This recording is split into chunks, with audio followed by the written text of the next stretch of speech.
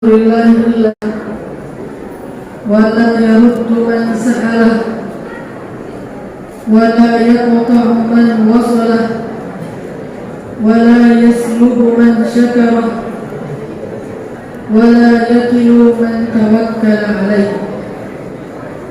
أشهد أن لا إله إلا الله وحده لا شريك له وأشهد أن محمدا عبده ورسوله لا نبي بعده.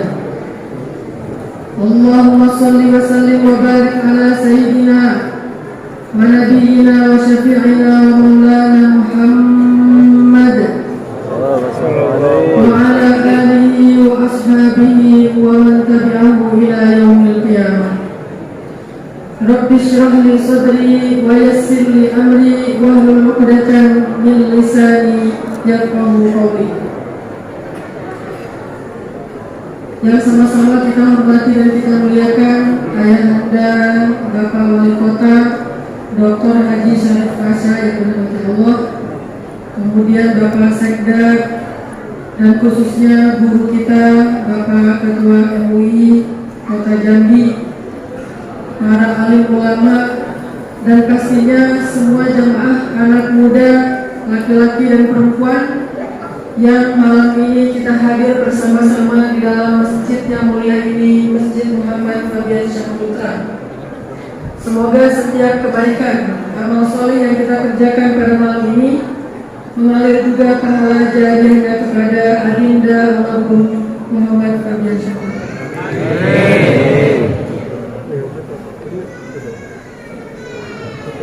Jamaah sekalian, teman-teman yang dirahmati Allah Subhanahu wa taala. Dalam rangka peringatan nuzul Quran kita pada malam ini, saya ingin mengajak kita bersama-sama untuk belajar tentang bagaimana cara Nabi dan para sahabat berinteraksi dengan Al-Quran. Karena dari contoh dan kisah-kisah mereka itulah kita bisa belajar dan bercermin. Lalu kita bisa muhasabah dan menilai diri kita masing-masing.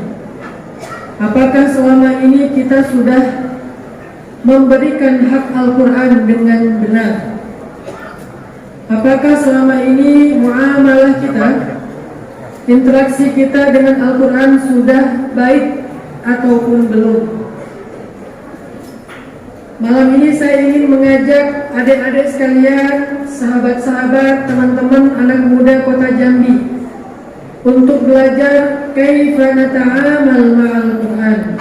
Bagaimana cara kita bermuamalah, berinteraksi dan memperlakukan Al-Quran dalam kehidupan kita.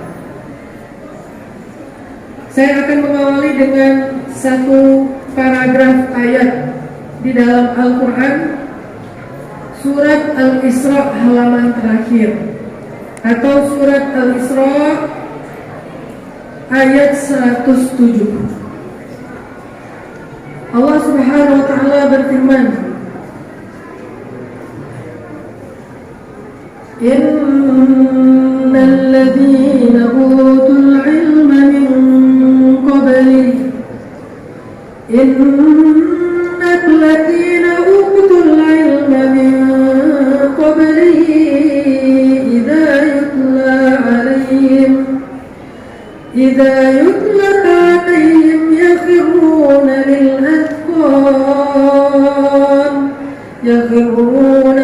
azqani sujada wa yaquluna subhana rabbina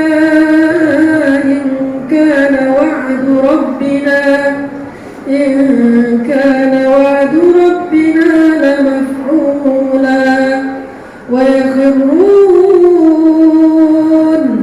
yakhruna lil azqani yabkuna wa yaziduhum khushu'a. Sadaqallahul adzim. Teman-teman yang dirahmati Allah Subhanahu wa taala, saya teringat kisah tentang seorang sahabiat. Sahabiat itu artinya perempuan yang hidup di zaman Nabi atau sahabat perempuan. Ada seorang sahabiat yang kehilangan putranya di dalam sebuah peperangan atau jihad. Dan ia adalah putra kesayangannya. Dia tidak punya putra yang lain selain satu-satunya yang meninggal itu. Dia membanggakan putranya di depan banyak orang. Dia menaruh harapan yang besar kepada putranya di masa depan. Putranya adalah jantung hatinya, penyejuk mata bagi ibunya. Apalagi setelah perempuan ini kehilangan suami, maka putranya adalah satu-satunya laki-laki yang ada di rumahnya. Lalu suatu ketika putranya berangkat berjihad bersama para sahabat dalam sebuah peperangan, dan ternyata Allah mentakdirkan dia mendapatkan syahid atau wafat dalam perang tersebut. Dan kemudian bagaimana kebiasaan pada masa itu, seorang yang syahid dikuburkan di tempat dia wafat. Maka pulanglah pasukan kaum muslimin untuk memberi berita duka cita ini kepada ibu tadi. Di antara mereka ada beberapa orang yang datang bertamu ke rumah ibu ini. Kemudian ibu ini mempersilahkan mereka masuk. Setelah mereka berada di dalam rumah, mereka menceritakan tentang kehebatan putra ibu ini. Putra ibu adalah seorang anak muda yang sangat pemberani, anak muda yang sangat luar biasa, yang tidak punya rasa gentar dan takut kepada musuh di jalan Allah. Putra ibu adalah seorang teman sahabat yang sangat kami cintai. Mereka menceritakan satu demi satu kebaikan dan kehebatan putra tersebut di hadapan ibunya, sehingga ibunya merasa sangat bahagia dan bangga dengan berita tentang kehebatan putranya. Tetapi di akhir kalimat itu kemudian mereka memberi berita duka. Mereka mengabarkan kepada ibu itu bahwa putranya yang sang pemberani itu telah wafat syahid di jalan Allah. Seketika ibu ini merasa seolah-olah langit runtuh di hadapannya, seolah-olah merasa dunia ini sempit. Dia merasakan kehilangan yang luar biasa. Rasanya jantungnya copot dari dadanya. Dia merasakan kesedihan yang luar biasa. Orang-orang mencoba menghibur ibu ini dengan berbagai macam ucapan mereka. Mereka mencoba menghibur ibu ini dengan mengatakan putranya adalah orang hebat, orang baik, orang yang pemberani, dan seterusnya. Ibu ini terus menangis karena dia merasakan kesedihan yang teramat luar biasa atas kehilangan putranya. Tapi kemudian tiba-tiba ibu ini berhenti menangis dan bertanya, adakah di antara kalian yang hafiz Al-Quran? Adakah di antara kalian, yaitu orang-orang yang ada di rumahnya, yang hafiz Al-Quran? Kemudian salah satu di antara sahabat itu menjawab, ya, saya menghafal Al-Quran.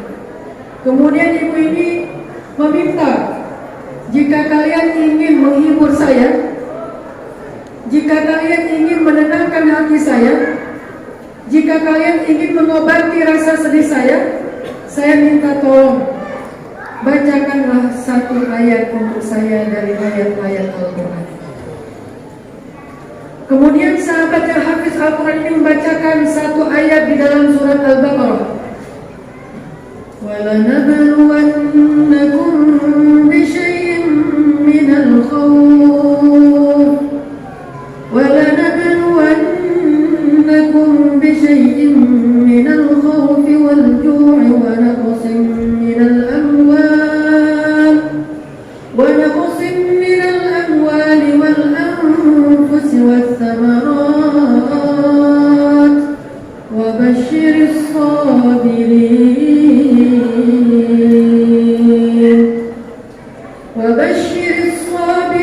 الذين إذا أصابتهم مصيبة قالوا إنا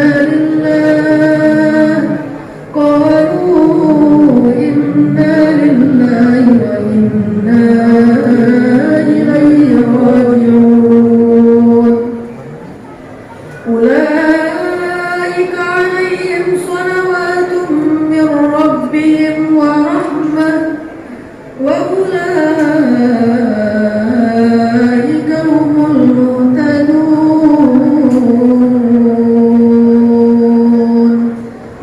membacakan satu paragraf ayat tentang musibah. Sungguh kami pasti akan memuji manusia dengan sedikit rasa takut dan kelaparan, dengan kekurangan harta dan jiwa dan buah-buahan. Maka sampaikanlah berita gembira kepada orang yang sabar, yaitu orang-orang yang apabila ditimpa dengan satu musibah, mereka mengatakan inna lillahi wa inna ilaihi raji'un. Sesungguhnya kami adalah milik Allah dan sesungguhnya kami semua akan kembali kepadanya. Maka mereka itulah orang-orang yang Allah berikan sholawat. Mereka itulah orang-orang yang mendapatkan sholawat ataupun rahmat dan ampunan dari Rabb mereka. Dan mereka itulah orang-orang yang mendapatkan petunjuk. Setelah sahabat yang hafiz tadi membaca ayat ini, ibu itu kemudian tersenyum. Dia mengatakan, inna lillah wa inna ilaihi raji'un. Ya Allah, sekarang saya lega. Ya Allah, sekarang saya ridha. Anak saya bukanlah milik saya tetapi milik-Mu ya Allah. Harta saya bukanlah milik saya tetapi milik-Mu ya Allah. Apapun yang ada dalam kehidupan saya, yang saya pakai, yang ada di rumah saya, semuanya milik-Mu ya Allah. Dan Engkau memberikan kepada siapa yang Engkau kehendaki, dan Engkau juga yang mengambil kapan dan dimanapun yang Engkau kehendaki. Ya Allah, saya ridho. Berikan saya berita gembira ya Allah, sebagaimana yang Engkau janjikan, wa basyir sabirin. Sampaikan berita gembira kepada orang yang sabar. Sampaikan berita gembira kepada orang yang sabar, sehingga ibu ini berusaha untuk bahagia, gembira dan yakin dengan berita dari Allah Subhanahu wa taala. Teman-teman sekalian, inilah salah satu contoh cuplikan sejarah tentang bagaimana para sahabat berinteraksi dengan Al-Quran. Mereka bukan hanya menjadikan Al-Quran sebagai bacaan untuk dapat pahala, walaupun itu sangat baik, tetapi mereka menjadikan Al-Quran sebagai hudan linnas. Mereka menjadikan Al-Quran sebagai petunjuk dalam hidup mereka, sehingga dengan petunjuk itulah mereka bisa menghadapi berbagai macam hal dalam kehidupan mereka. Dengan petunjuk itulah mereka berperilaku. Dengan petunjuk itulah bahkan mereka merasa sedih dengan petunjuk Al-Quran. Mereka merasa senang dengan petunjuk Al-Quran. Mereka menyukai sesuatu karena itulah petunjuk Al-Quran untuk disukai. Dan mereka membenci sesuatu karena Al-Quran meminta mereka untuk membencinya.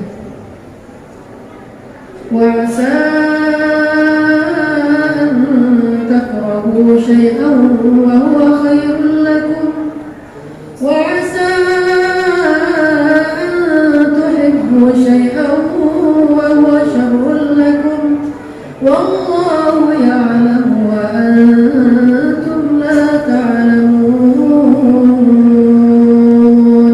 Bisa jadi kalian benci sesuatu padahal itu baik untuk kalian. Bisa jadi kalian menyukai sesuatu padahal itu buruk untuk kalian. Kalimat terakhir yang paling luar biasa yang saya highlight adalah, dan Allah lebih tahu sedangkan kalian tidak tahu. Allah lebih tahu daripada kita mana yang paling terbaik dalam hidup kita.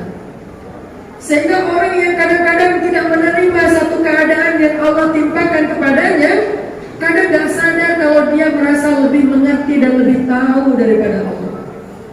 Allah lebih tahu tentang kehidupan kita. Mana yang baik, mana yang buruk, Allah lebih tahu. Dan terkadang Allah pernah membocorkan sedikit sekali dari ilmu Allah yang maha luas itu kepada salah satu nabi, yaitu Nabiullah Khadir, atau orang Indonesia menyebutnya Nabi Khidir. Sehingga ketika Nabi Musa protes dengan apa yang dilakukan Nabi Khadir, Nabi Khadir mengatakan, bukankah kamu berjanji akan diam dan sabar? Lalu kejadian yang kedua, bukankah kamu sudah berjanji tidak akan mempertanyakan? Kejadian yang ketiga, akhirnya Nabi Khidir menjelaskan satu persatu dari hikmah yang Nabi Musa tidak sabar untuk menunggu penjelasannya. Maka setelah itu berpisahlah Nabiullah Musa dengan Nabi Khidir, gurunya, ahli hikmah. Terkadang Allah ajarkan hikmah ini kepada beberapa orang yang mulia, tetapi kepada kita terkadang butuh waktu untuk mengerti hikmah di balik satu kehendak Allah Subhanahu wa Ta'ala. Pegangan kita apa lantas kalau kayak gitu? Ketika kita mendapatkan satu peristiwa dalam hidup kita nggak bisa menerima dengan perasaan kita yang berat hati. Apa pegangan kita untuk tetap yakin bahwa ini adalah yang terbaik dalam hidup kita sesuai dengan kehendak Allah? Apa pegangan kita? Pegangan kita ayat tadi, surat Al-Baqarah 216. Wa asa an takrahu syai'an wa huwa khairul lakum wa asa an tuhibbu syai'an wa huwa syarrul lakum. Bisa jadi kalian benci sesuatu padahal itu baik untuk kalian. Bisa jadi kalian menyukai sesuatu padahal itu buruk untuk kalian. Wallahu ya'lamu wa antum la ta'lamun. Allah lebih tahu dan kalian tidak tahu. Saya teringat kisah salah satu teman saya di Kalimantan. Ada satu pasangan muda, suami istri, udah menikah lebih 5 tahun belum dikaruniai anak. Setelah 5 tahun lebih, mereka sabar, mereka berdoa, mereka berharap, mereka ikhtiar. Akhirnya Allah karuniai anak, seorang anak laki-laki yang sangat luar biasa, menjadi penyejuk mata orang tuanya. Lahirlah anak mereka dalam keadaan normal. Mereka bahagia sekali. Anak ini menangis, suaranya terdengar. Anak ini normal, wajahnya berseri-seri, lucu, menyejukkan hati orang tuanya. Tumbuhlah anak ini sebulan, 2 bulan, setahun, 2 tahun. Pada akhirnya orang tuanya sadar, ternyata anak ini istimewa. Dia nggak bisa bicara. Bertahun-tahun mereka mengharapkan hadirnya seorang bayi. Dengan sabar, ikhtiar, tawakal, berharap kepada Allah. Ketika Allah karuniai anak, ternyata Allah menguji mereka belum selesai, masih diberikan ujian dengan memiliki anak yang tidak bisa berbicara. Sehingga mereka ikhtiarlah datang ke dokter, datang ke psikolog, datang ke psikiater, datang ke terapis untuk menerapi bagi mereka yang sudah berusia 3 tahun agar bisa bicara. Tapi belum berhasil. Mereka terus berharap kepada Allah.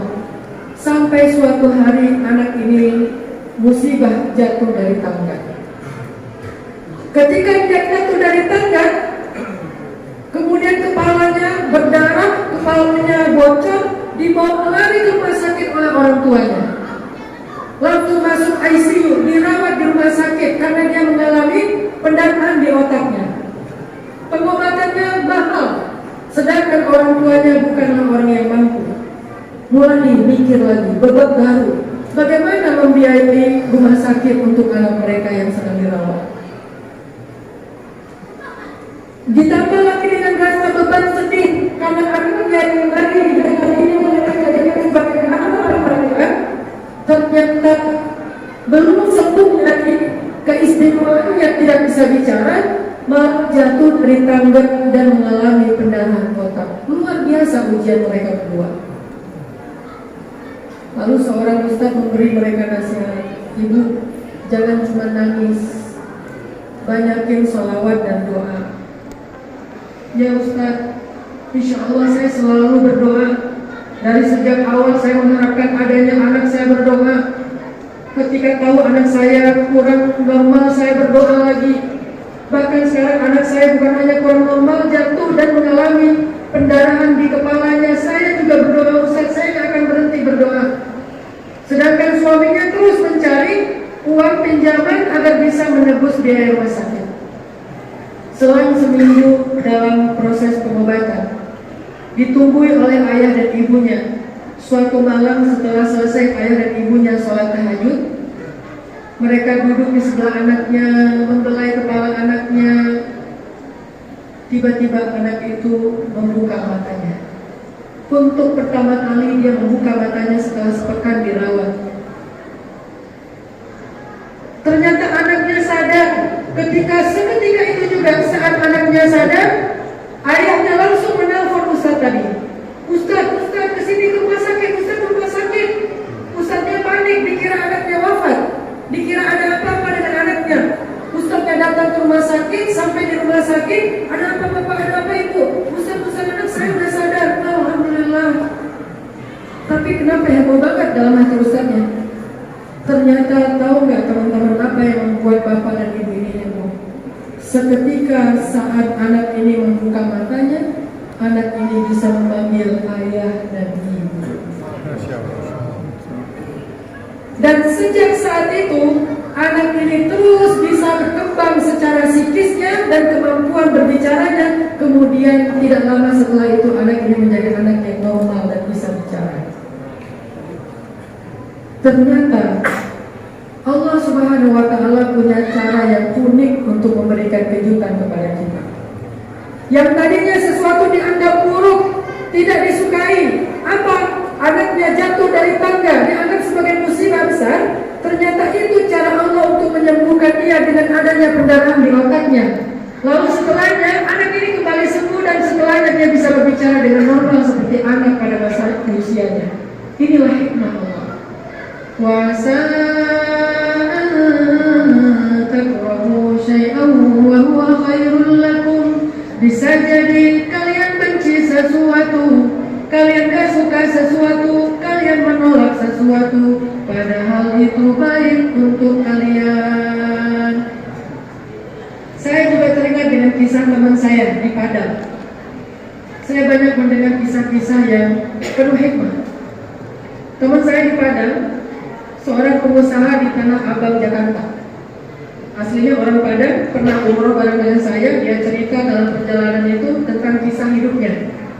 Dia bilang, Ustaz, saya ini orang yang dulu hampir pernah putus asa dan bunuh diri. Saya nanya, kenapa bang? Saya ini dari kecil gak pernah naik kelas. Saya dibenci sama guru-guru saya, dibenci sama guru saya di sekolah, dibenci sama guru saya di tempat ngaji di masjid. Saya dianggap anak durhaka. Saya dianggap menjadikan mempermalukan keluarga dan warga kampungnya. Sampai kemudian secara halus mereka mengusir saya agar saya pindah dari kampung itu. Lalu saya melamar ke Akademi Militer untuk jadi Polri, untuk masuk polisi. Lamar dia. Secara fisik dia orangnya, karena dia adalah preman kampung, secara fisik dia siap dalam screening ataupun seleksi untuk masuk ke kepolisian. Berenang dia jago, berantem apalagi, manjat-manjat luar biasa. Pokoknya dia berbakat secara fisik. Ikut tes, lulus. Sekitar 30 orang lulus, termasuk dia salah satunya. Masuk ke dalam asrama. Ada tes berikutnya, tes kemampuan wawasan dan seterusnya, kemampuan akademik. Dan 30-an orang yang ikut tes bersama dengan dia, tes lanjutan, cuma satu orang yang gagal, yaitu dia. Yang lain semuanya lulus kecuali dia. Sehingga dia merasa menjadi orang yang paling gagal di antara teman-temannya di akademi kepolisian. Kemudian karena dia mampu untuk pulang kampung, dia pun merantau ke Bandung awalnya, belum ke Jakarta. Di Bandung dia berjualan di emperan Masjid Agung Alun-Alun Bandung. Diusir oleh Satpol PP, dipalak sama preman, dan keributan, berbagai macam polemik kehidupan dia alami di Bandung. Akhirnya dia memutuskan kayaknya tidak akan berkembang di Bandung, pindah ke Jakarta. Di Jakarta awalnya jadi debt collector. Setelah jadi debt-collector, akhirnya mulai buka usaha dengan jualan baju yang dia ambil dari orang lain. Dia ambil, dia jual, akhirnya berkembang sampai dia kemudian punya satu toko di Tanah Abang. Berkembang, akhirnya punya 10 toko di Tanah Abang. Akhirnya punya pabrik. Akhirnya dia menjadi orang yang pertama yang haji di kampungnya. Dan yang luar biasanya lagi, bukan hanya yang pertama haji di kampungnya, dia juga yang menghajikan guru ngaji di masjid kampungnya. Setelah dia sukses sebagai pengusaha, suatu hari dia pulang kampung dengan rasa bangga, puas hati karena sudah sukses merantau. Dia bertemu dengan teman lamanya yang baru lulus di akademi kepolisian. Ternyata temannya sudah menjadi salah satu perwira polisi. Ketemu, mereka ngopi, dia nanya gimana dengan teman-teman kita yang dulu satu asrama, jadi apa aja mereka sekarang, karena kangen reuni dengan teman masa lalu. Nama teman saya ini namanya Anton, ini karena kebaikan jadi boleh disebut nama. Lalu temannya yang polisi bilang, Ton, emang kamu gak dengar berita tentang teman-teman kita yang itu? Berita apa? Mereka dulu tahun 2004 dikirim ke Aceh untuk pendidikan. Lalu mereka tinggal di asrama Brimob. Akhir tahun 2004 terjadi tsunami dan semua mereka meninggal dalam musibah tsunami karena asrama Brimob itu habis tersapu oleh tsunami. Langsung dia merenung, ya Allah, kalau waktu itu saya lulus, mungkin saya juga sama nasibnya dengan teman-teman saya. Ini bukan soal untung dan rugi, bukan soal sukses dan gagal, soal apa yang sedang Allah rencanakan dalam kehidupan kita yang biasanya di awal kita nggak ngerti. Kita nggak bisa menebak-nebak, kita nggak bisa menyimpulkan, kita nggak bisa sok tahu. Satu-satunya pegangan kita ketika kita dalam keadaan bingung, kenapa hidup saya seperti ini, kenapa terjadi musibah ini, pegangan kita adalah Allah lebih tahu dan saya tidak tahu. Itulah yang dirasakan oleh sahabiat tadi ketika Allah mengujinya dengan musibah kehilangan anak. Dia mengatakan inna lillahi wa inna ilaihi raji'un. Saya ridho, Allah lebih tahu yang terbaik untuk saya ataupun untuk anak saya. Mungkin dengan dia manfaat dalam jihad fisabilillah, itulah yang terbaik untuk anak saya. Sehingga dengan dia mendapatkan pahala syahid, maka dia termasuk orang yang hidup, bukan orang yang mati. Janganlah kalian mengatakan orang yang terbunuh di jalan Allah sebagai orang mati, tetapi mereka hidup di sisi Rabb-Nya, tetapi kalian tidak menyadari. Ternyata bisa jadi itulah yang terbaik di antara takdir Allah untuk putra ibu tadi. Kita nggak pernah tahu. Seringkali kebodohan dan keegoisan itulah yang membuat kita mempertanyakan kehendak Allah Subhanahu wa taala. Teman-teman yang dirahmati Allah Subhanahu wa taala, itu salah satu contoh bagaimana cara sahabat bergaul dengan Al-Qur'an. Mereka jadikan Al-Quran sebagai obat hati, obat rasa perasaan yang gak nyaman. Mereka jadikan Al-Quran sebagai petunjuk. Mereka jadikan Al-Quran sebagai penyemangat. Mereka jadikan Al-Quran sebagai hikmah. Mereka jadikan Al-Quran sebagai lentera dalam kehidupan mereka setelah mereka membacanya. Bukan hanya membaca huruf-hurufnya saja. Makanya kita mendengar banyak sekali kisah-kisah sahabat yang ketika mereka galau, mereka baca Al-Quran. Ketika mereka bingung, mereka baca Al-Quran. Ketika mereka sedih, mereka baca Al-Quran. Ketika mereka marah, mereka duduk baca Al-Quran. Ketika mereka sedang menyusun rencana hidupnya, mereka baca Al-Quran, mencari di mana petunjuk tentang hidupnya, mencari di mana solusi Al-Quran untuk masalahnya. Mereka selalu merujuk kepada Al-Quran seperti kita merujuk ke kompas ketika kita kehilangan arah. Apakah kita sudah menjadikan Al-Quran sebagai kompas hidup kita? Atau sekedar bacaan lalu kita banggakan? Saya ketika kecil dulu suka ikut musabaqah. Alhamdulillah musabaqah dari mulai tingkat mukim, kecamatan, kabupaten, provinsi, nasional, internasional. Ketika saya ikut musabaqah, saya merasakan ada satu hal yang kayaknya saya pribadi, ini nggak berlaku untuk kori-kori yang lain, hanya untuk saya saja. Saya merasa bacaan Al-Quran saya hanya menjadi kebanggaan dan pamer. Saya punya beberapa irama favorit yang kalau saya baca itu di waktu final, insya Allah juara. Alhamdulillah saya beberapa kali juara nasional dan internasional. Jadi saya tahu juri ini senangnya lagu apa ini. Dulu saya senang dengan Mustafa Ismail, Qori dari Mesir. Saya baca surat Maryam, terutama refnya di Wahuzzi Ilaiki bijiz'in nakhlah. Ketika saya baca itu, juri lempar pulpennya. Kenapa? Udah gak mau nulis? Udah. Saya ngelirik kan. Kalau juri udah lempar pulpen, insya Allah juara satu. Jurinya bahkan kadang-kadang gak profesional, saking emosionalnya dengan irama yang dibaca. Tapi ujungnya saya gak merasakan bertambah iman dengan bacaan saya sendiri. Saya mempelajari irama Ummu Kulsum. Orang Indonesia nyebutnya Umi Kalsum.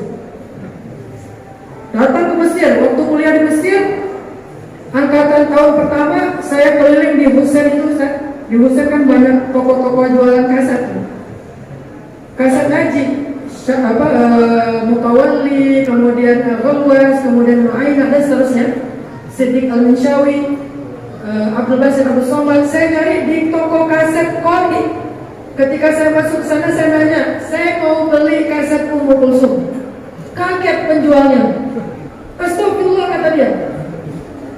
Coba kamu ulangi lagi. Saya pengen beli kaset Ummu Kulsum. Kenapa kamu cari di sini? Karena saya ingin belajar Al-Quran lewat kaset Ummu Kulsum. Lebih kaget lagi dia. Dia bingung gimana caranya belajar Al-Quran dengan Ummu Kulsum. Karena Ummu Kulsum adalah penyanyi pop Mesir yang cukup fenomenal. Tapi iramanya sama kori-kori dipakai sebagai referensi irama. Ya Fuadi. Wah, ini ada irama bagus nih. Ya Fuadi. Akhirnya dipakai di Al-Quran. Inna a'tainakal kautsar. Itulah keborkan saya yang paling konyol di Mesir. Dimarahin, dicelamahin saya setengah jam sama penjual kaset itu. Kamu tahu gak siapa Ummu Kulsum? Kenapa kamu belajar Al-Quran dari Ummu Kulsum dan segala macam? Setelah itu taubatan nasuha saya. Sejak saat itulah saya tidak lagi ikut musabaqah. Akhirnya saya gantung sepatu. Mulai baca Al-Quran dengan murattal. Salah satu yang saya suka adalah Syekh Sa'dul Ghamidi. Alhamdulillahi Rabbil Alamin, Ar-Rahmanir Rahim, Maliki Yawmiddin, Iyyaka na'budu wa iyyaka nasta'in. Saya merasa tenang. Wah, ini gak ada atraksi-atraksinya nih. Ini gak ada ref-refan. Ini mah tenang, santai, tapi terasa di hati. Saya ngaji, berharap orang akan bertepuk tangan untuk saya. Begitu selesai saya tampil, orang bertepuk tangan. Wah, juara nih. Tapi begitu saya bangkit ke dunia tartil Al-Quran, saya merasakan bahwa pengajian itu adalah untuk menangis atau membuat orang lain menangis. Bukan membuat orang lain membanggakan, bertepuk tangan, mengeluh-elukan, tetapi membuat orang lain menangis. Sebagaimana ketika Rasulullah meminta kepada Abdullah bin Mas'ud, "Iqra alayya ya Abdullah." Bacakan untukku Al-Quran wahai Abdullah. Abdullah bingung, "Ya Rasulullah, aqra'u alayka wa alayka unzil." Kepadamu aku bacakan padahal Al-Quran itu diturunkan untukmu. Kata Rasulullah, "Inni uhibbu an asma'ahu min ghairi." Kadang aku juga suka mendengarnya dari bacaan orang lain. Maka Abdullah pun membaca. Tahu nggak kenapa Nabi meminta Abdullah yang baca untuk beliau? Karena Abdullah bin Mas'ud adalah sahabat yang bacaan Al-Qurannya persis seperti bacaan Jibril alaihissalam. Sahabat itu keren-keren baca Qurannya. Tapi kalau dari melengking-melengking standar, karena mereka membaca dengan hati dan dengan suara sedih. Ada sahabat yang kalau baca Quran malaikat turun, yaitu Abu Musa al-Ash'ari. Utita mizmaran min mazamiri ali Dawud. Engkau telah diberikan seruling keluarga Daud. Saya pernah di Mesir ikut lomba audisi, nama audisinya Mizmar Ad-Dahabi, seruling emas, di TV Iqra sama TV Fajar TV di Mesir.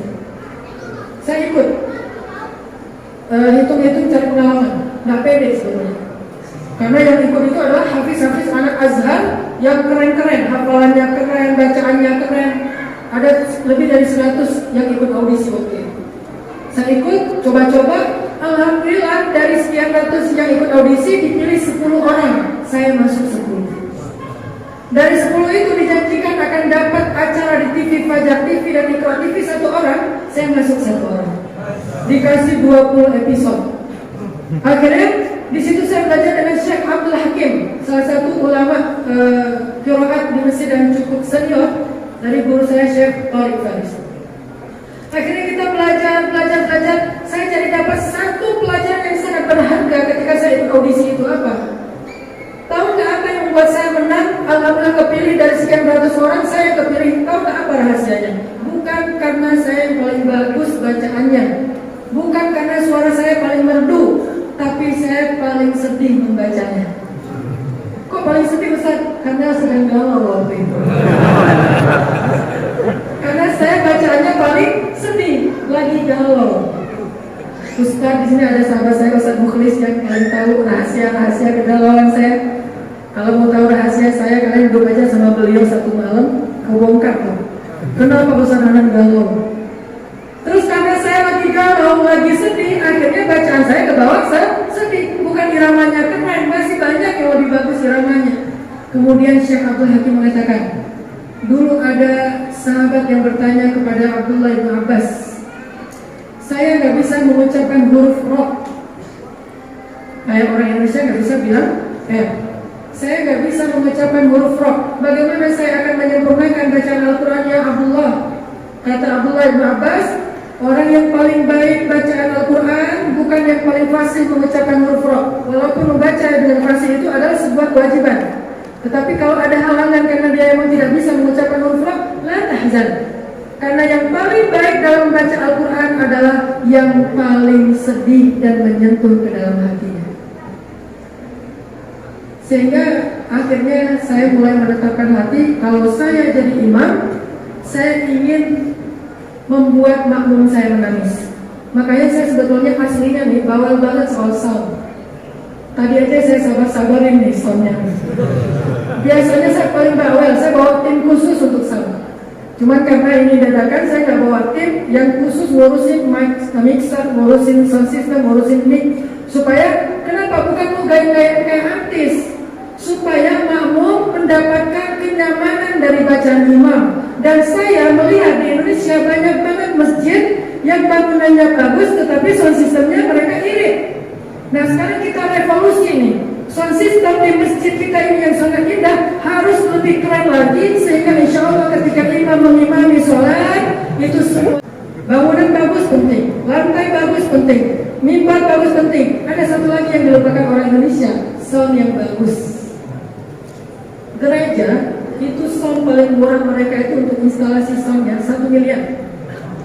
Makanya teman-teman yang main sound digital, itu kalau di sound digital itu ada namanya efek katedral. Ada efek katedral. Ada nggak efek masjid? Nggak ada efek masjid. Kenapa kok masjid nggak ada efek digital sound? Karena masjid nggak standar soundnya. Katedral soundnya standar, makanya jadi standarisasi efek digital. Saya punya misi mengkampanyekan, yuk sound masjid itu harus bagus, tapi nggak cukup sound aja, imamnya juga. Alhamdulillah kita punya imam yang luar biasa, muazzinnya juga, sehingga ketika imam mengimami sholat kita, baru Al-Fatihah aja, kita rasanya tuh udah kayak melihat Allah, walaupun kita tidak bisa melihat Allah. Saya sholat di Mesir itu tarawih 1 malam 10 juz pernah sekali sekali doang tapi. Kenapa Ustaz sering cerita itu? Karena saya ngerasa soal saya nggak sah. Jadi karena udah terlanjur nggak sah, udah ceritain aja. Gak usah lihat juga gitu kan. Tapi 10 juz yang saya baca dari Isya, yang saya dengar dari Isya sampai subuh, itu rasanya tuh nyaman, nikmat, walaupun nggak mau balik lagi. Saya nggak mau balik bukan karena imamnya, karena bacaannya kan. Kebayang nggak teman-teman 1 rakaat 1 juz? Tadi 1 rakaat At-Takatsur, Al-Asr, Al-Humazah ya. Ini 1 rakaat 1 juz.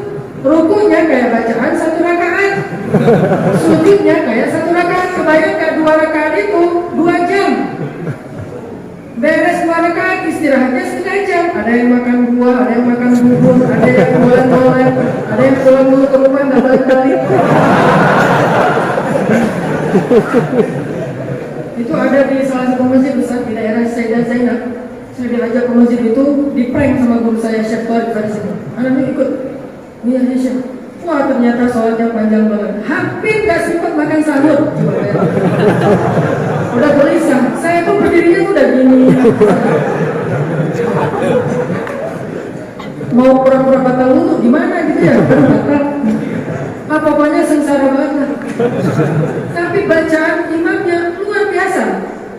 Sehingga soundnya itu sampai ke jalan dan jalan tutup. Di Bandung ketika saya bikin tren hijrah, Masjid Daul Al-Latif, markasnya pemuda hijrah, yang pertama saya perbaiki dari masjid itu adalah soundnya.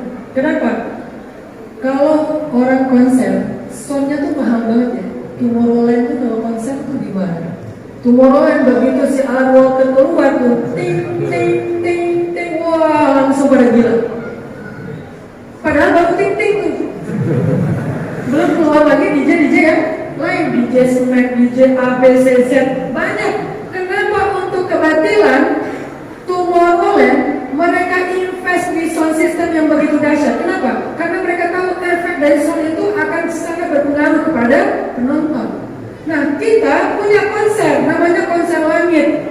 Apa itu konser langit? Sholat berjamaah disaksikan oleh Allah. Makanya disebut konser, karena Inna Qur'an al-Fajri kana mashhuda. Bacaan imam di waktu sholat subuh disaksikan, dinontonin, ditonton. Konser langit saya nyebutnya, itu bahasa anak muda. Sehingga konser kita harus lebih keren, soundnya yang bagus. Makanya Al-Latif pas sudah diperbaiki soundnya sekian ratus juta, alhamdulillah jalan tutup sholat 10 malam terakhir 1 malam 1 juz. Alhamdulillahi Rabbil Alamin. Apalagi pas doa, Ya Allah, Ya Allah, Ya Allah. Nangis 1 halaman masjid. Kebayang gak suara orang menangis anak muda yang kadang-kadang lebay juga sih.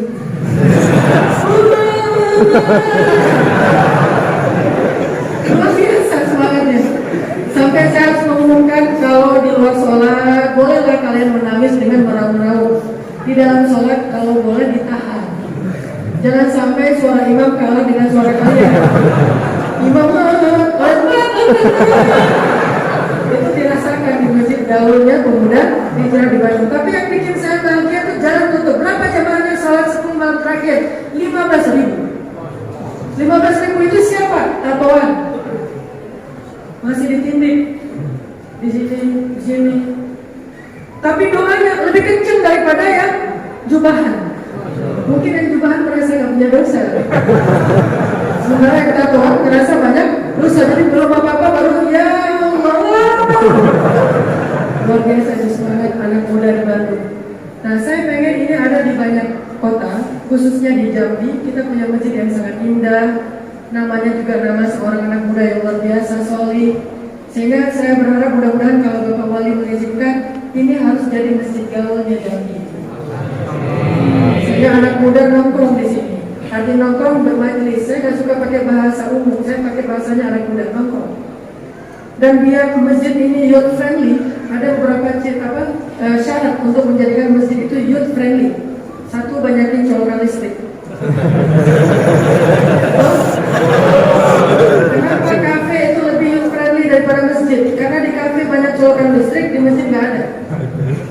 sehingga anak muda nongkrongnya di kafe. Kedua, wifi gratis. Syarat untuk dapatin passwordnya ngaji dulu. Ketiga, di depannya ada food truck. Kalau bisa VW kombi, di custom, dibuka atapnya, kopi gratis.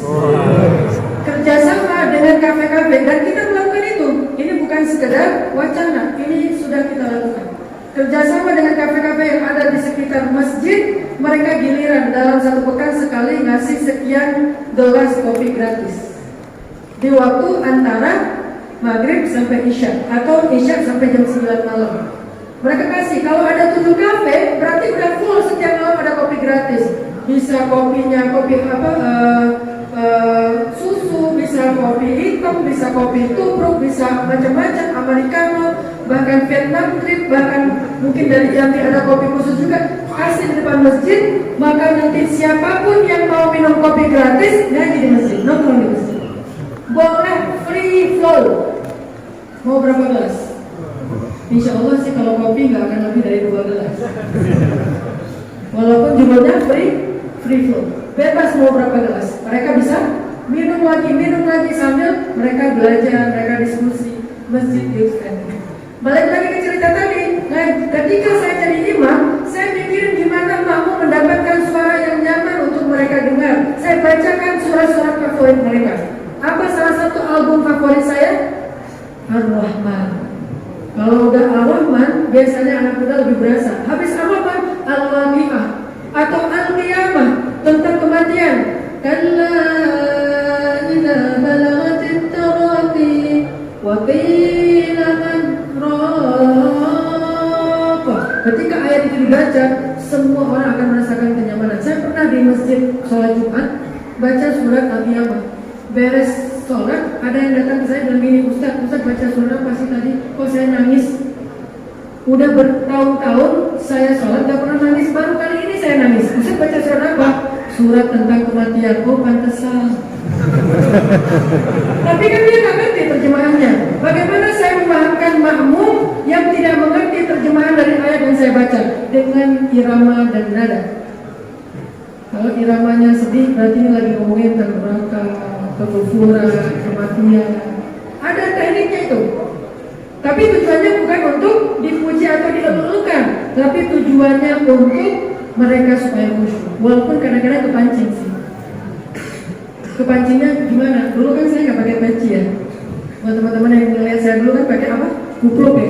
Pakai kupluk, pakai flanel kotak-kotak, pakai celana biasa. Diundang ceramah di satu kota. Datang saya berdiri di depan, dibawa sama panitia. Ketua dekannya langsung melihat saya. Saat itu nanya, Dek, ustaznya udah datang belum? Saya bilang, oh nggak tahu ya Pak, mungkin on the way. Terus kata panitia, ini ustaznya Pak. Dia makin heran. Aliran apa ini? Kupluk kan ala-ala Rastafarian gitu kan, reggae-reggae gitu deh. Kupluk, celana kotak-kotak, celananya agak-agak lebar gitu. Kalau dia lihat sepatu saya, sepatu skate. Akhirnya pas sudah waktunya sholat, panitia minta saya untuk jadi imam. Tapi DKM nggak minta, nggak didorong. Masa saya pura-pura kedorong? Nggak mungkin dong saya pura-pura kedorong ya. Saya diam aja nungguin DKM yang nyuruh. DKM nggak nyuruh, kenapa? Dia kagum dengan bacaan saya. Saat itulah saya terpancing. Kali itu saya agak kurang ikhlas. Oh, Bapak ragu dengan bacaan saya. Karena dipaksa-paksa, jadilah ada imam. Allahu Akbar. Kayaknya DKM tuh ragu banget. Aduh, bisa nggak ya sholat sana? Begitu Al-Fatihah. Alhamdulillahi Rabbil Alamin Ar-Rahmanir Rahim. Saya udah mati. Gimana Pak?